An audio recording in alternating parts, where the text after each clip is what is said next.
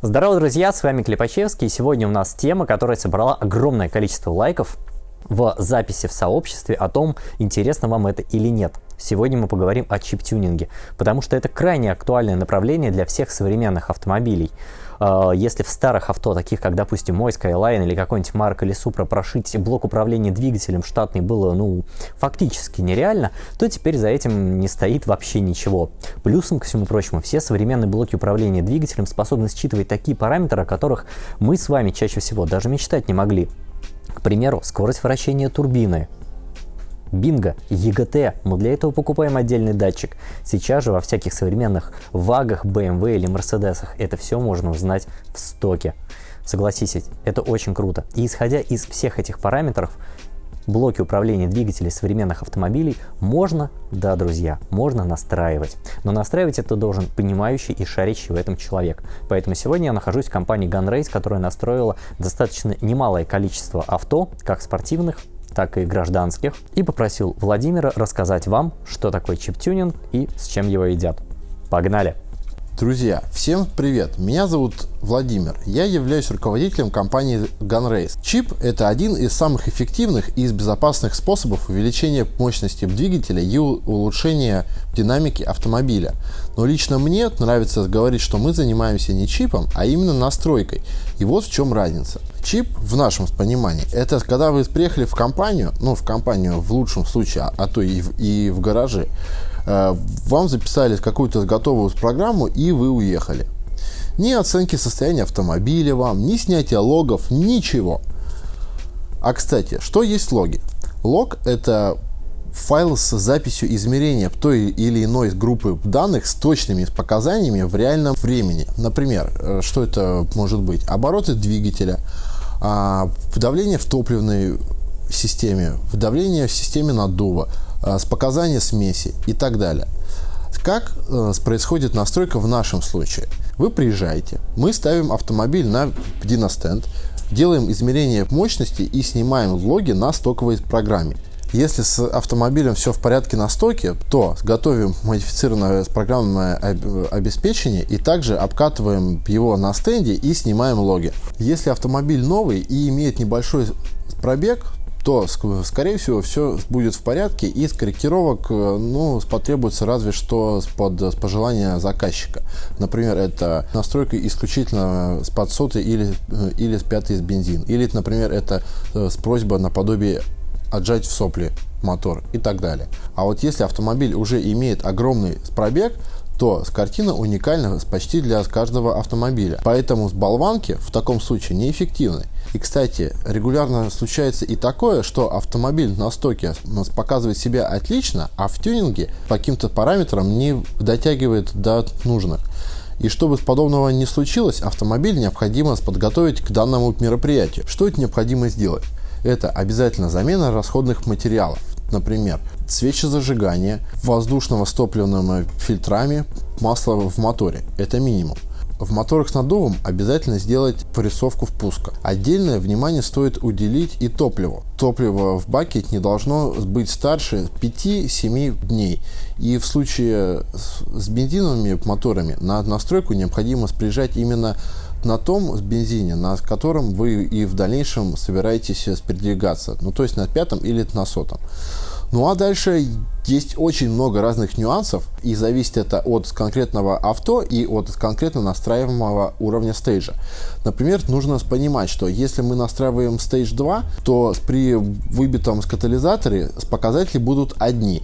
А если вы устанавливаете полноценный downpipe, то показания будут выше. В некоторых же случаях, даже чтобы получить нормальные показатели с первого стейджа, например, необходимо обязательно заменить свечи зажигания на более холодные. Или, например, желательно заменить интеркулер на более производительный. Или еще, например, обязательно проверить настройку актуатора, как, например, в третьей из генерации ваговских моторов, где актуатор любит расстраиваться уже через 15-20 пробега. О рисках некачественной настройки, думаю, даже и говорить не стоит.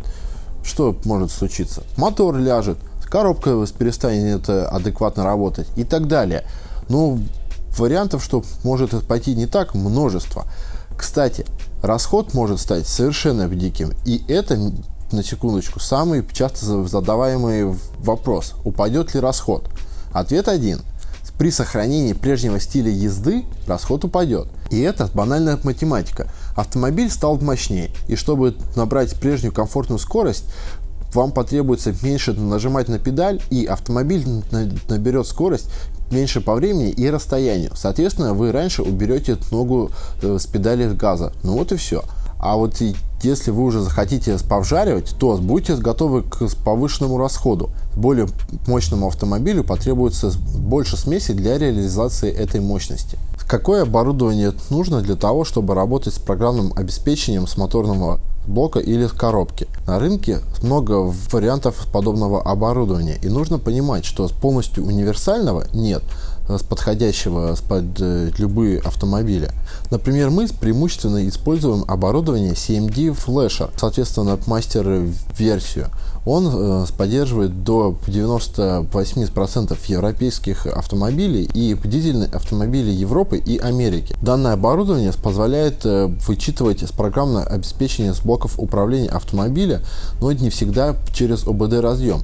Иногда приходится снимать блок с машины и читать его на столе в Bench моде, это производится без вскрытия, или в Boot моде, это со вскрытием блока управления. Прочитав программное обеспечение, начинаем его редактировать. А для этого мы используем широко известную программу Windows от немецкого производителя EVC Electronic. На рынке есть много аналогов данного продукта, но Windows самый продвинутый и мощный инструмент. Загрузив проект, вы не увидите сразу же все карты для редактирования. Для этого нам потребуются дополнительные инструменты, так называемые DAMOS или A2L файлы. Это файлы, которые несут в себе информацию с хекс-адресами карт и их осей, то есть полностью подписывают наш дамп с прошивки, позволяет менять нам нужные карты, комплектацию, EGR, DPF и так далее. Давайте немного поговорим про уровни в тюнинге или так называемые стейджи. Стейдж 1 – это увеличение мощности только за счет изменения с программы с блока управления. Все железо остается в стоке. На преимущественном большинстве современных турбомоторах Stage 1 дает существенную прибавку в динамике и без вреда ресурсу для мотора. Но тут нужно понимать, что не все, даже турбомоторы, способны на большую прибавку и могут отдать лишь, предположим, процентов 10.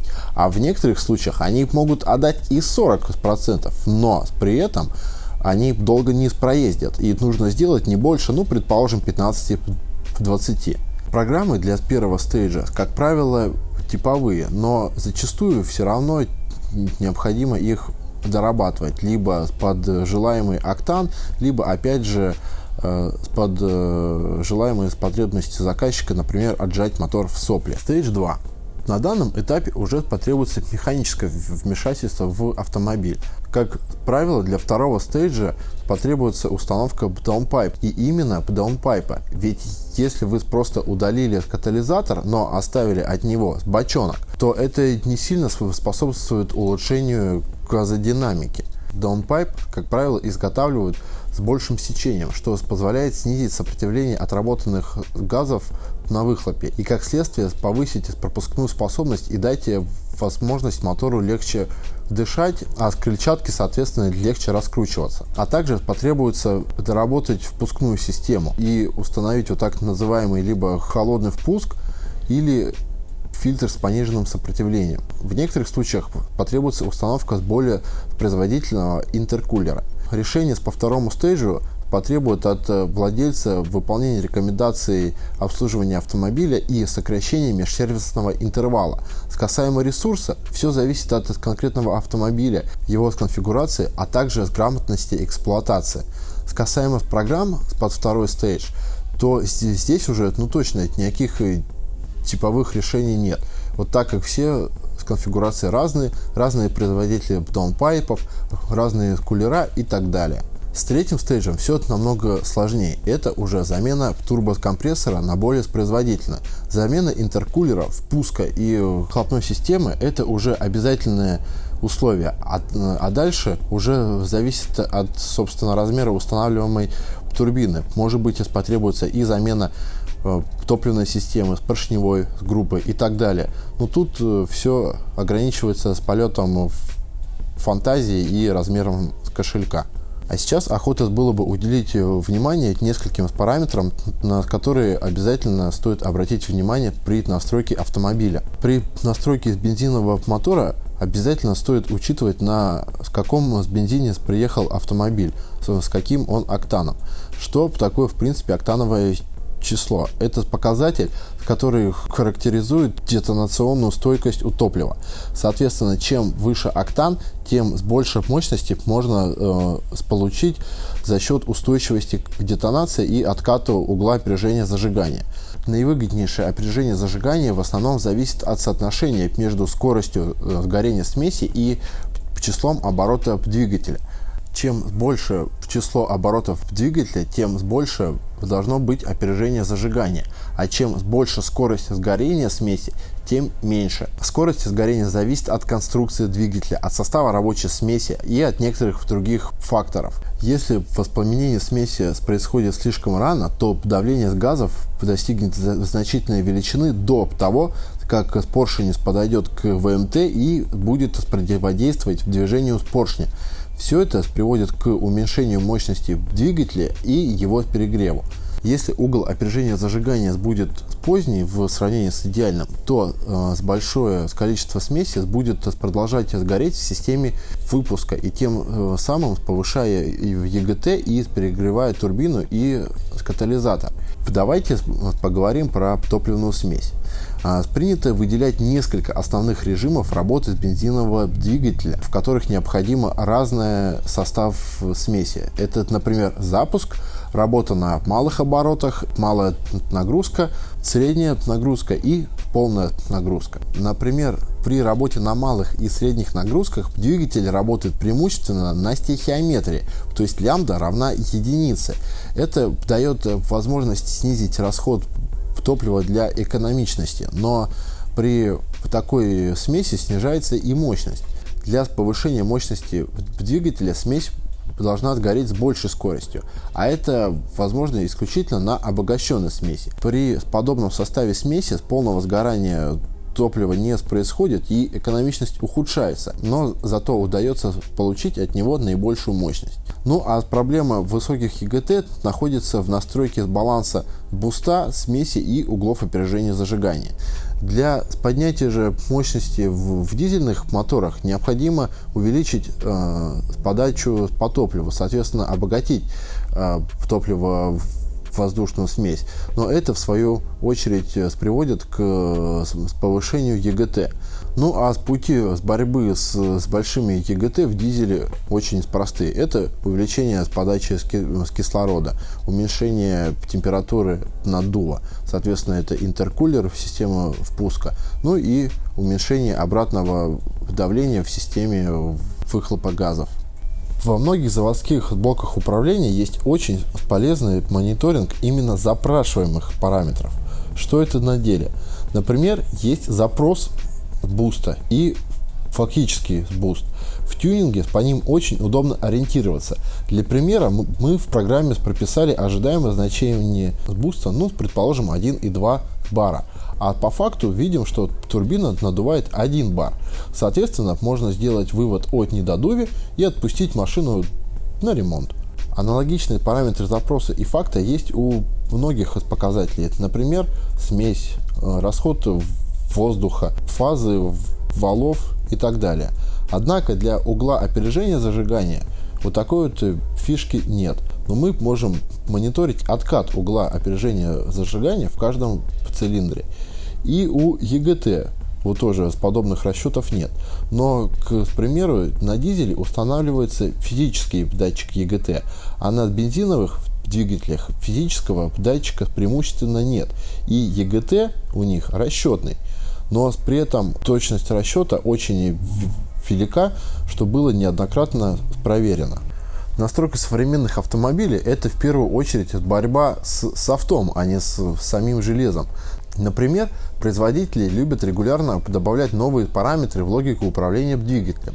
К примеру, недавно приезжала модель, которую мы неоднократно ранее настраивали, НОС приехал с новым программным обеспечением, в котором был добавлен параметр скорости вращения турбины и лимита по нему. Запрос буста поднимаем, а он не растет. Пришлось долго ковыряться в технической документации и в дамасах, пока не поняли, в чем дело. И так почти с каждым новым софтом. Борьба, борьба и еще раз борьба. Немаловажный момент и температурный режим, в котором происходит настройка. К примеру, в жуткую жару в помещении, где с плюс 40 и выше, настраиваться нет смысла, потому как многие параметры уйдут в аварийные значения из-за температуры на впуске, что сводит работу настройщика на нет. Теперь давайте поговорим о тюнинге с коробки передач. Чаще всего потребность появляется в нем при переходе на второй стейдж и выше. На первом же стейдже это совсем не обязательное мероприятие. В заводской программе есть лимитеры крутящего момента, которые не позволяют реализовать возросший крутящий момент на моторе. И коробка переключения передач его просто-напросто режет. Что еще можно сделать с коробкой при настройке на примере коробок DSG? Это увеличение лимитера максимального момента, увеличение скорости и плавности переключения передач, изменение оборотов переключения передач в зависимости от положения селектора коробки переключения передач, увеличение максимальных оборотов, увеличение максимальных оборотов для переключения на следующую передачу, активация функции Launch Control, увеличение оборотов Launch контроля, сделать Launch контроль с бустом и без, а также можно реализовать честный полный мануальный режим. Отдельно охота было бы подчеркнуть следующий момент, что в штате не обязательно иметь именно калибровщика с программой, а вот иметь в штате сотрудника, кто работает с машиной, снимает с нее логи и понимает в логах, разбирается в них. Вот этот вот сотрудник уже очень важный. Мы, соответственно, аналогично все софты сами не пишем. Почему? Потому что мы мультимарочники, занимаемся разными брендами, и одному знать все и вся, просто нереально. Но при этом, соответственно, у нас есть партнеры, которые софты нам делают, но, соответственно, за каждую машину мы отвечаем своей головой, своим именем. И, конечно же, каждую машину, настраивая на стенде, мы логируем и смотрим за жизненно необходимыми параметрами, чтобы все было в порядке. Друзья, охота было бы подытожить этот краткий разговор о чип-тюнинге. Это не просто заливка готовой с прошивки на каждое авто, а индивидуальная настройка с каждой машины, исходя из ее состояния. Потому что если этого не сделать, то чип-тюнинг может пойти только во вред. Повторно хотелось бы обратить ваше внимание на важность снятия логов как на ключевой момент в настройке вашего автомобиля. Всем спасибо, всем пока, всех обнял. Что я хочу сказать в завершение. Сейчас канун Нового года. Осталось до него всего-навсего пару дней. От души хотелось бы поздравить каждого из вас, ребят, с наступающим Новым годом. Пожелать от всей души всего самого наилучшего. В первую очередь, конечно, здоровья каждому из вас. Ну и здоровья, разумеется, вашим близким. Потому что то, что было в этом году, я не буду произносить это, потому что YouTube сразу пометит это видео как непосредственно связанное с чем, сами понимаете, с чем. Но, ребят, здоровье это очень важно. Даже я в этом году умудрился загреметь в больницу. Поэтому желаю вам, каждому из вас, и вашим семьям, и вашим близким крепкого здоровья в следующем году. И очень надеюсь, что следующий год для нас, для всех, станет лучше, чем этот. А также с вас лайк, подписка, комментарий. И с вами был Клепачевский. До встречи в следующем году. Не прощаюсь.